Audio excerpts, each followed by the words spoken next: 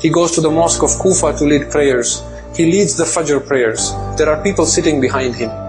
Then he turned to the people and said to them, "O people, I knew such companions during the time of the Prophet that they would spend the whole night in ruku and in sujood. And in the morning their hairs would be disheveled. And when they talked about death, they would quiver and shake like trees quivering in a violent storm. And they would cry until their clothes would become wet with their tears. Where are such companions?" He goes out, walking to the outskirts of Kufa.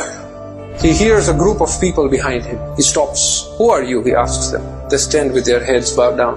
"Ya Amir al-Mu'mineen, we are your Shia." He looks at them.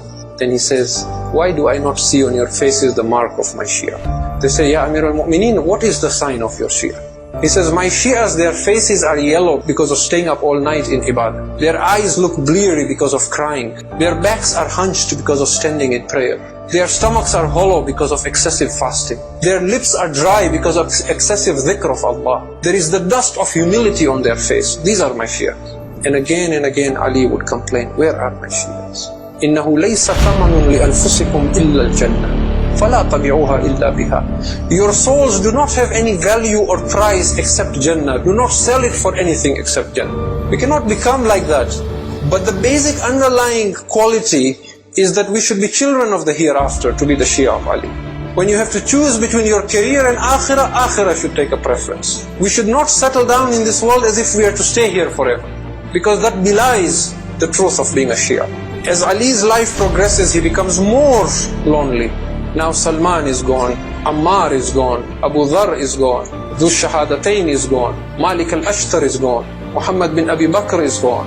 And then finally, when he was left with these people who were opportunists, they were tribal leaders who wanted only political power and economic benefits. And they were staying with Ali, but they would not follow his orders. And Abdullah ibn Abbas comes to him and says, "Ya Amir al-Mu'mineen, the people have gathered outside. They want you to address them." And he is stitching a sandal that is torn, and he's patching it. He takes the sandal. He says, "Ya Ibn Abbas, how much is this sandal worth?" He said, "It is 1 dirham or even less." Ali says, "This khilafat of yours has less value in the eyes of Ali than this sandal." He says, "Oh people, you have betrayed me.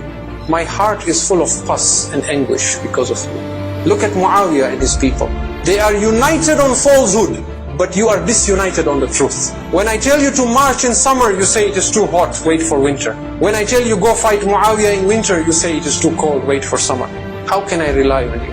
People complain of an oppressive leader. I have to complain of an oppressive people who call themselves my Shia.